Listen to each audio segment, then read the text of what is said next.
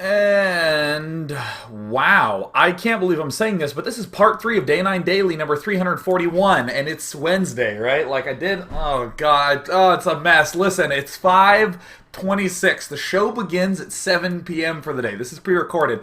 I, for the first time ever, am breaking the recording up over days. This has never happened before. Let me let you know what's been going on, right? So my internet crashed on Tuesday night when I wanted to do the Tuesday show. So that late night, I was like, screw this, I'm doing a local recording. And then I'm going to upload it, and I'm going to try to stream it as soon as I can. Well, due to the fact that I was troubleshooting for hours, I started that at 1:30 in the morning and was going to do part 3, but fell asleep on my keyboard. So upon waking up this morning, realizing that I needed to go do the GeForce Pro-Am replays presented by NVIDIA and casted with Husky StarCraft, I ran off to do that and just got home 6 minutes ago. So I just turned on, like the lights are not even on. My floodlights are off. This is all natural lit. I didn't even shut the window. I can see nature and shit right now. So let's go ahead. Let's go ahead and do part 3. I don't know. Like every time I clean my glasses, they get dirtier. I don't get this. So by the way, for any of you watching live right now, all the segments were pre-recorded and you're probably blown away by the fact that I went from complete and total exhaustion to hyper-panicked activity because once this is done, I have to upload it. To the server where I'm streaming everything remotely. And these keep getting dirtier. Screw this. You know what? I'm going to be blind today. I don't give a I don't care. So, the topic, the idea that we're trying to run with, is the goal of reprioritizing tasks. And we were looking at Eltoff at the start and how he prioritized creep. And we looked at a nice little curve, didn't we? Right? Where he started with, not being able to do his task at all, had amazing proficiency at the task, but as he tried to win, it dipped off again. And that was the 3 replays we looked at. Now we're going to look at Rage, whose goal was to work on SCV production. Oh yeah, I have to put my headphones on so that way you don't hear an echo when you're in the game. Oh, excuse me. Alright, sweet. So let's actually pop in here, and I want to demonstrate a potential issue that can arise where this is in the middle of Rage's attempts to improve his SCV production. And by the way, I heart you too, Rage. You hot, cute guy. Oh my god, Mr. November, I heart you too! So we now see the pylon plopping down for Rage. And again, his goal is to do non-stop probe production. Now watch the interesting problems that arise. This is something I so badly want to happen to you, because it means that you are feeling the mental effects of putting in a significant change. So Rage, again, this is not his final, oh my god, look at my probe production, look at how good it is replay. It is not that. This is his in-between while he's working on a fail game that I requested from each submitter. He's doing a pretty damn decent job of chrono boosting and getting probes, especially considering that he has relatively low APM and all this goody goodness. And of course, in any of your games where you have a task that's prioritized, obviously prioritize looking for it when you're at the replay, right? That's why I'm spending my whole time over the Nexus. Now, I'm actually going to times 8 it, which of course will likely induce lag, but again, I'm in a hurry. I want to make sure you have a replay. The following interesting thing occurs. An observer pops out for Rage. Now, again, we are not going to ask the question, is the strategy right or wrong? Hell no, we're not working on strategy right now. We are working on our #1 priority of our mental checklist, the probe production, as Rage so aptly selected to work on. But we're going to do normal game motions, like get an observer to send out, to scout. Great. Notice how long it took that observer to go out. That's because a lot of our focus was down here producing probes. Now, what I will note is that assuming my memory is good enough from last night, he had 28 probes at the 10-minute mark. I'm pretty sure that's accurate. Look at him already beating his previous goal. You see now how benchmarks are so important? In this game, we're actually going to see Rage, with just 1 Nexus, have a tremendously higher count of probes when compared to his earlier game attempts. Amazing! We are showing signs of improvement, ladies and gentlemen, but as we go to the Rage cam, one thing I want to note is that so much of Rage's focus is here, with his one little probe, that he completely neglected the fact that there was a spire en route. Right, we even have this observer that has scouted around the whole base and everything, And look, it's even continuing to sort of poke and prod around. But again, in the production tab that I have so intentionally kept closed, we see the probe production doing great. And again, we're a little after 11 minutes. Look at that, 40 probes produced. Rage is doing much, much better. Now, I want to keep this production tab open just to keep everyone's eye. Oops, couple slip-ups on the probe production. Overall looking a little bit better. We're not transferring the probes because we're focusing so much on building them. That's fine. And then a whole bunch of mutalisks come in and kill our whole fucking base. Uh-oh. Oh my god. Oh my god. Now, keep in mind... Whoopsie daisies. I'm getting message on Skype. Sorry, Adam. So, what am I talking about? Oh, yeah. Note that our little observer guy, who is somewhere over here, Rage, actually saw the spire. He saw the spire coming out, right? He was focused on building the probes, as we so instructed him to do, and then he saw the spire coming out and didn't do any of the appropriate changes for him to do. He did no appropriate changes. He made no cannons, he didn't get blink stalkers, he didn't maybe get Templar, he didn't like try to attack the guy before the mutalisks came up. And that is an important lesson to learn when you're doing this reprioritizing of some task. Things begin to feel a little different. You will feel like you're making a lot of probes, but that feeling of responding to your opponent seems to have gone away, and you want to try to pull that in while still never giving up this one task. It's kind of like if I told you to just tap your finger like this, at this exact pace, and then do something simple, like drink. Or do a daily, do something like that. Or perhaps sign this check that I need to deposit so that way I can pay rent at the first of the month, right?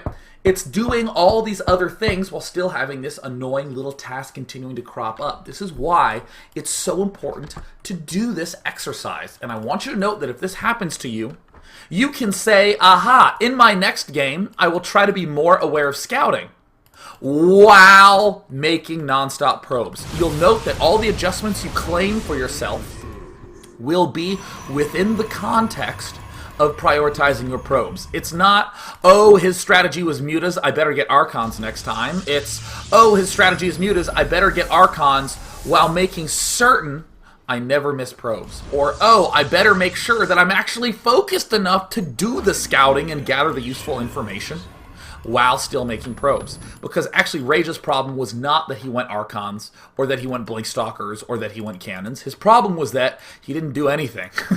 His problem was that he saw a spire and went, oh, great. 4, E, right? You want to make sure that you are adjusting to help your task out. So we're now going to go into Rage's last game, and I'm going to do a little summary recap. Ordinarily, I would do a Q&A right now, but I can't, because this is a recording. And I really wish I could be part of the daily experience with you. We're going to come back and show one tragedy. Again, another tragedy that can occur. Rage, his goal... Rage's goal is worker production. Worker production is his goal first and foremost. But what's going to happen in this game, actually, you know what, let me actually just turn the sound off. What's going to happen in this game is that Rage is going to be focusing on it a lot. He's going to get some extra money as a result of his nonstop worker production. I believe it was Rage who said that in a lot of his games, I hope I'm not confusing with someone else, Rage said that as he solved the problem of his constant worker production, he had a new problem arise. How to spend all this money. And in this game, we see Rage getting a lot of money. Fantastic, right? This is great. This is an amazingly good problem to have. Right? You don't want to just be poor all the time in the game, and then you can't build any units, and no matter what strat you choose, you're dead. But what we see happen for Rage is what can sometimes be the curse, which is when things start to go well in the game. And you'll notice a couple SCVs being missed here and there. See, SCVs still being missed. It still is Rage's focus, but what happens is that Rage, you'll start to see pulls way ahead in the macro front. And remember what I did with Eltoff when we looked at his games? What we said was, he won, he started to focus back on winning again, and his game looked better than the first game, but his main goal of nonstop creep spread was not that great. Similar story here. I always love bringing up these examples because now all of a sudden Rage is getting good SCV production. He has a lot more money than he ordinarily used to. And now he has a gigantic ass army. And what we're going to see Rage do, as I speed it up to ×8, is he's going to go attack and win with it. And winning is designed to be fun, right? Blizzard designs games so that winning makes you feel great. It would be a really bad thing if Blizzard made a game and you won and you're like, well, that sucked, losing's way cooler. So, of course, whenever you win, you want to feel good, or you will end up feeling good, but don't believe that feeling. I don't want you to, because look what's going to happen to Rage. Complete and total devastation. He did an amazing job of winning, but did not do the most amazing job of killing or of producing all his SCVs. In the end, he had 61 SCVs. This is something that is often very hard for an inexperienced player to get, is that 60 to 80 worker count. But as we can see, barracks galore in the main. There's almost not enough room for all the structures that Rage wants to build. So I never want you to fall into the following trap of believing that a win, or believing in your win, believing that because you won, you fixed your problem. You want to look at your problem and say, is it still there?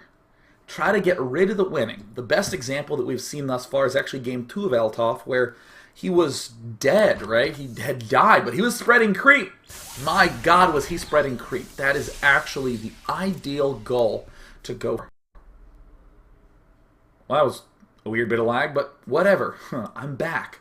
So, you know, this whole exercise reminds me a lot of the Sims. I don't know if you ever played The Sims, right? Played The Sims. So, in The Sims, you have a guy you try to take care of. He lives in a house. He's like a person and stuff. And he needs to use the toilet. And when you use the toilet, when you select the toilet, you can have him use the toilet. You can have him, like, clean the toilet. You can't have him flush the toilet, though. No. You must first use the toilet, and then the game provides you with the option to flush it. You cannot flush an unused toilet in The Sims. But the thing is that because I'm a StarCraft player, I love twitch action, high, fast-paced, snappy gameplay. So when I played The Sims, I was at warp speed on that sucker. I queued actions up. You know, I would have him clean, and then I would queue up after clean, go play some video games. And after that, make yourself some dinner. And after that, go to bed. And after that, wake up and go to work. And I'd squeeze in there, shower before you go to work, because you want to be sanitary. But the problem was, I personally could not queue up flushing the toilet unless it was used. So, what I would do is I would use the toilet, and then in the queue, I would have him flush the toilet before he had to use it the second time. So this house is filthy, right? There's like 3 toilets in there. None of them have been flushed. But whenever he goes to use one, he'll flush it, but then he'll use it immediately afterwards. It's horrible. It's terrible in this Sims world that I created. And the reason I like this example is that, think of that was real life, right? You would really want to prioritize keeping that toilet flushed in the same way that when I tell you, pick a task and prioritize it, you want to treat that task like an unflushed toilet on the night when your girlfriend, or a girl who you want to be your girlfriend, she's coming over, she's interested, you're making her dinner, you have 3 unflushed toilets. Prioritize flushing the toilets. Don't beat around the bush. Don't start, flushing 1 and then 2 and then say, but I want to make sure that the goat cheese is going to be fresh enough, and you start making those baguettes and stuff. Like, don't ignore the kitchen. Prioritize flushing that 3rd toilet. Getting very emotional about this. Because, as you might imagine, when she comes in, you don't want her to risk a 33% chance of walking in and seeing your toilet full of, whatever, it doesn't matter.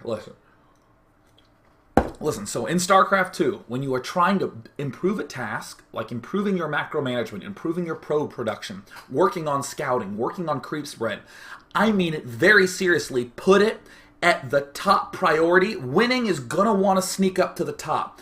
Just like finishing cooking those beautiful goat cheese baguette sun-dried tomato sandwiches is going to feel more important than flushing the toilet before your date comes. But for God's sake, keep flushing. Flush it twice if you want to. I hope that this analogy has enough staying power with you, because as we've seen, it is the biggest curse when you have a win under your belt and you say, aha, I am getting better. Better's good, but we want perfect. That's what we want. You can be perfect. You just have to work at it. So keep flushing those toilets. Clean up your shit. Literally. And I will see you tomorrow for another Day 9 Daily that will, of course, be pre-recorded because I will be flying off to MLG to be doing casting with my brother, Artosis, and none other than Husky Starcraft himself. You guys take care. You're all very, very pretty today. And oh crap, next week's Fun Day Monday. Please, and by the way, I think Fun Day Monday is going to happen on Tuesday, and Newbie Tuesday is going to happen on Wednesday, because this week just got botched. Thank you, Internet. So for next week's Fun Day Monday topic, submit a replay of you only making drones, queens, spine crawlers, spore crawlers, overseers. Drones, queens, spine crawlers, spore crawlers, overseers. These are the only units that you may make as Zerg. Yeah. For next week's Newbie Tuesday, this entire week's set, or actually, I guess say a couple of parts that I'll be pre-recording, are about prioritizing tasks and then re-examining your gameplay. I'm going to ask for a very specific Newbie Tuesday topic. Submit to me a game where you have perfect larva injects, like spot-on larva injects, but you still lose. This is going to be a good example of someone picking a task to prioritize, fixing all the problems associated with it, and now, great, we've crossed this off, and where do we lie? So for instance, if you're a Zerg player and you're looking for something to do over the weekend, work on larva injecting nonstop, so you have like a 15-minute game where you don't miss larva injects. But you still lose, because what we'll find out is that as we refine our fundamentals, there are still problems that arise, and delightfully enough, they all come down to strategy and fun thought. I love the thinking of analysis and strategy, and I'm going to be going right now. I will talk to you guys later.